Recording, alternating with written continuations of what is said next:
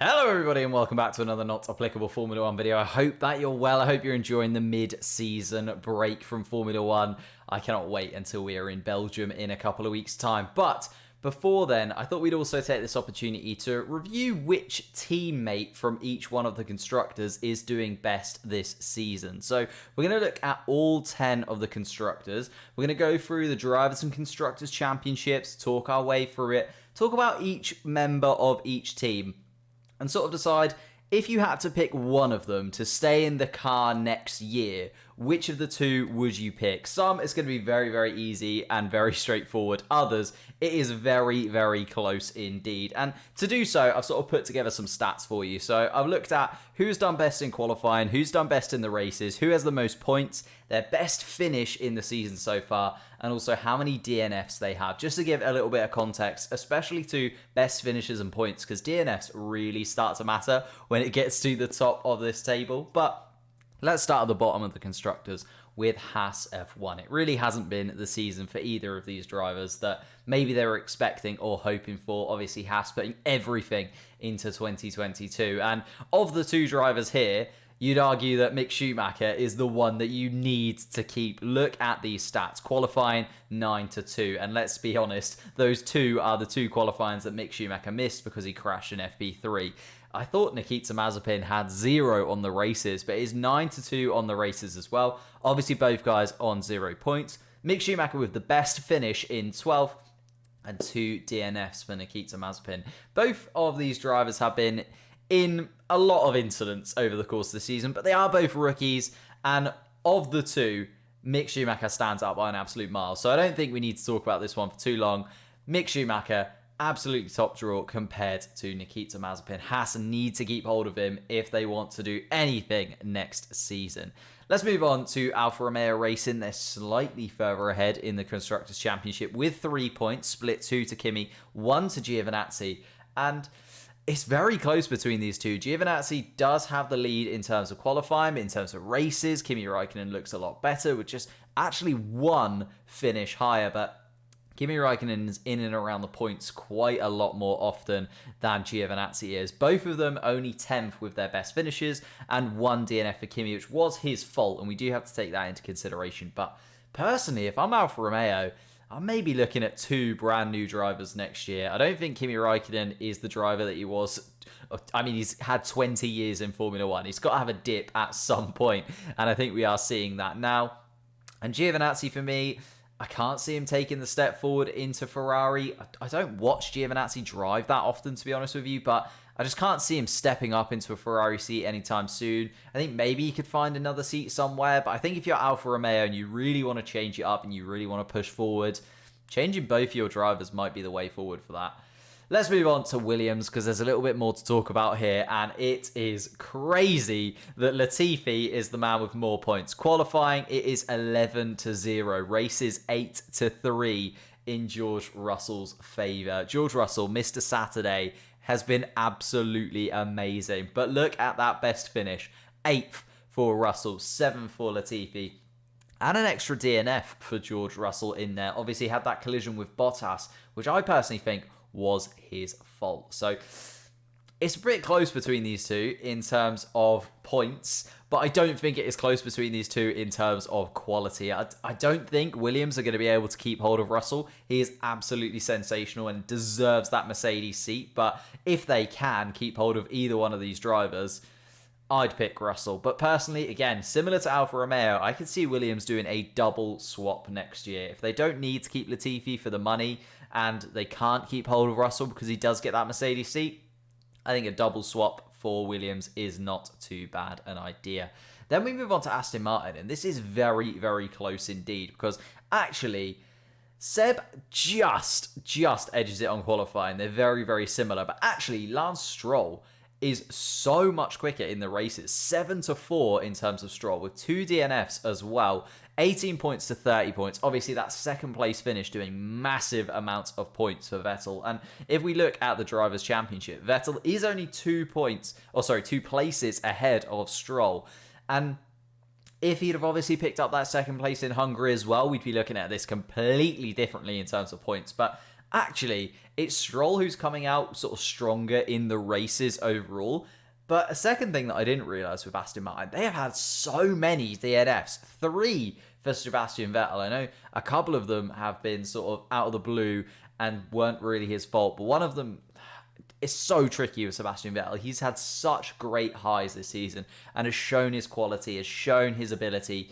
But Lance Stroll, also up and coming, new to the sport, well, not super new, but obviously a much younger driver than Sebastian Vettel. Which of the two would you pick to stay on at Aston Martin? I personally think Aston Martin will keep hold of both, but if they could only pick one, I think it would be a very tough decision for them. Seb brings up so much experience, brings in so much of a fan base, but Lance, he's making his way in Formula One. He's slowly getting better and is outperforming Seb statistically in the races more often than not, but just not in terms of those points. Very, very tricky for me. Very, very tricky indeed. Alfa Tauri are the next team I'm going to have a look at. And again, it's very one-sided, similar to the Williams situation. 11 qualifying sessions. Gasly has out-qualified Tsunoda. 8 races he's done better in. And I was a bit surprised it's only 8 races. They have a DNF each. But personally, I thought Gasly was just going to be miles ahead of Tsunoda in the races. But actually, it's a little bit closer, 8-3. Points 50 to 18. Best finish. Pierre obviously has that podium finish in Baku. Tsunoda with a 6th place finish is a very, very good finish for him indeed. I know it only came in Hungary, but he needed that points boost. He needed that finish. And again, if we look at the difference between them in the Drivers' Championship, that is where it really comes to the fact that Gasly is holding this team in 6th place of the Constructors' Championship. And Tsunoda, equal points to Stroll, but I would not say that Tsunoda is having an equally good season as Stroll. I think Stroll has been a much better driver than Tsunoda over the course of the season. And I think if you're Alfa Tauri moving into next year, you want to keep hold of Gasly as much as you possibly can. I don't think Gasly's going to get that move to Red Bull. He might be looking elsewhere, though. He probably has that in his sights that he's not going to be able to move back to Red Bull. So where can he move? Can he get a move to a Mercedes, a McLaren maybe? One of those teams that are just slightly ahead of Alfa Tauri at this point and maybe can offer him the chance to win races a little bit more often. Personally, I'd keep hold of Gasly, but I think both of these drivers will probably be in an Alfa Tauri next year. But it's very one-sided at this point of the season. Tsunoda needs to turn up very, very soon. Next up on the list is the Alpine guys, and it is so close between them two. Another team where both drivers have had pretty similar seasons.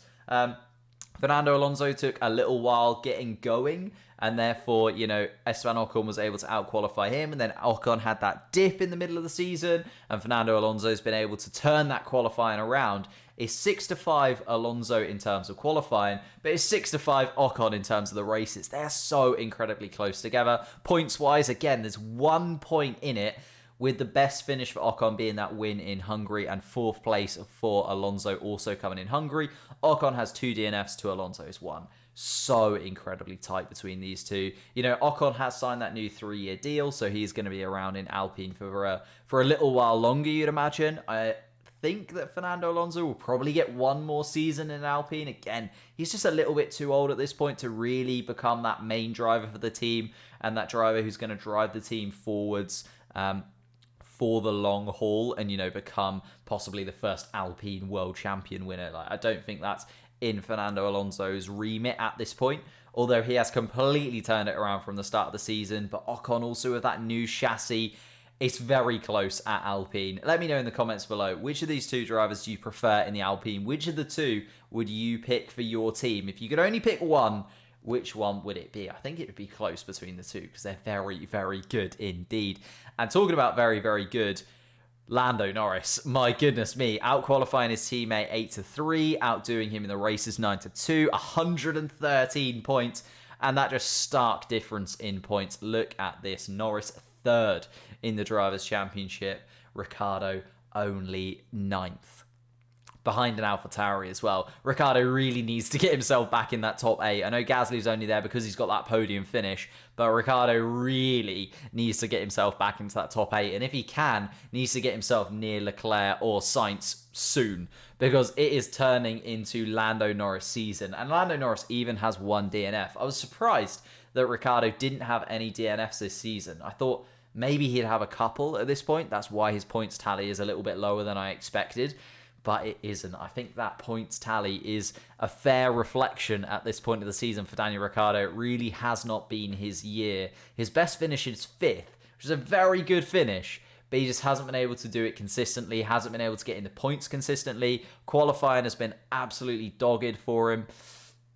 It's going to be very tricky for Daniel Ricciardo to turn this around in the second half of the season. If there's one man on the grid that I think could turn this around from such a poor situation so far, I think it's Daniel Ricciardo. He has that drive, he has that want, he has that will, but he really needs to turn it around. And I really hope that he can, because at this moment in time, very one-sided. And if McLaren only keep hold of one driver of these two next year, it is definitely at this point going to be Lando Norris. And Ferrari are the next guys up. Again, similar to Alpine, Aston Martin, these two are just so incredibly close to one another. Leclerc has the pace in the qualifying though, 8-3 in terms of qualifying. Race pace, 6-5. It's basically 50-50 in the races, and it's very, very similar in points indeed. 80 points for Leclerc, 83 for Sainz. Sainz just edging out his teammate as we go into the summer break. Best finishes, both of them have second, but Leclerc has 2 DNFs. And without those DNFs, Leclerc, I think, would be maybe 10 or so points ahead of Carlos Sainz, possibly even more. You know, Leclerc's DNFs have come at really poor times for him. A Monaco where he was on pole. And, of course, a Hungary race where anything was up for grabs. You know, if he could have stayed in that race, he could have ended up anywhere because it was absolutely mental and everyone was just completely scattered throughout the field. So 2 races where he could have done really well and picked up quite a lot of points. So I don't think this is as close as it looks, because if those DNFs balance out, and obviously Carlos Sainz has a couple of DNFs over the course of the second half of the season, I think Leclerc will edge out Sainz in terms of the Drivers' Championship this year. But they're very, very close. 6th and 7th, just behind that Red Bull of Sergio Perez. So could they catch Perez? I think that's their goal, right? If one of the Ferraris can finish, similar to what Norris is doing at this moment in time, you know, if a McLaren and a Ferrari can mix it in with Mercedes and Red Bull on a more regular occurrence throughout the second half of the season, I think they'll be very happy. But if I had to pick one of these drivers for next year, I think they'll go with Leclerc, just because, you know, he's been there a little bit longer. He is sort of the poster boy for Ferrari at this point. But I think this driver lineup is absolutely sensational. I think this is the best combination on the grid at this point in time. After having looked through all of the statistics and putting together this video, I think Ferrari have done it exceptionally well. I think they've got 2 drivers that are both championship quality if the right car is underneath them. And I think Ferrari next year, this is an early call. This is a very early call, but I think Ferrari next year with the right car could do something very, very special indeed. Let's move on a little bit then to Red Bull, who are second in the Constructors' Championship, and therefore I have to talk about them next. It is Max Verstappen all the way. 10-1 in qualifying, 9-2 in races, 187 points. Of course, both of them with a win this season. I think that's what maybe saves Sergio Perez's season a little bit, is he has got that win. And when we're going to talk about Valtteri Bottas, who is just slightly behind in the Drivers' Championship, Valtteri Bottas is yet to pick up a win. So I think that just shows that Sergio Perez has had some really good highs, but also some quite bad lows at this point in the season. Maybe due to his consistency, his finding his feet in this new team. Only 1 DNF to Max Verstappen's 2. And without those 2 DNFs, I think Max Verstappen is running away with this Drivers' Championship, to be honest with you. I think he picks up 25 points in Baku. He probably picks up, 18 points at Silverstone at the absolute worst. And then maybe, 15 to 18 as well when it comes to the Hungaroring if he doesn't get hit by Lando Norris. So Max Verstappen is looking incredible in that Red Bull, and therefore Sergio Perez doesn't really stand a chance when it comes to comparing him to his teammate. It's been something that the second Red Bull seat has been, sort of cursed by. Max Verstappen is just incredibly good, and keeping up with him is incredibly difficult for anybody. And Sergio Perez is showing that again. It is just Max Verstappen all the way to the bank. And we finally come to Mercedes. Similar sort of reading for Mercedes as Red Bull. Hamilton 9-2 in qualifying, 9-2 in races, 195 points to 108 of Bottas. His best finish, of course, a win. And Valtteri Bottas' best finish, a few third places, but third place nonetheless. Not even a second for Valtteri Bottas. Not even a win in the first half of the season. He will definitely be looking to get at least one win under his belt before the end of the season. Possibly his last season with Mercedes. Possibly his last season in Formula 1, depending on where he wants to go or what he wants to do moving forward. 3 DNFs as well, many of which haven't been his fault, but it does make for harsh reading when you see that Valtteri Bottas is 4th in the Drivers' Championship and is miles off of his teammate. He has no chance, in my opinion, of catching Lewis Hamilton or Verstappen. I think it's going to be tricky for him and Lando Norris. I think they're going to be battling with one another throughout the rest of the season. It's going to be very close between the two of them. So that is my look at the teammates so far. I think some of these teams, Aston Martin, Alpine, and Ferrari, I'd love to know your opinion in the comments down below, because those 3 teams there, those drivers are so incredibly close to one another. It's very difficult to tell who's actually having the better season out of those drivers in those teams. But thank you so much. If you have watched all the way to the end, leave a like on the video, subscribe if you are new, and I will see you next time.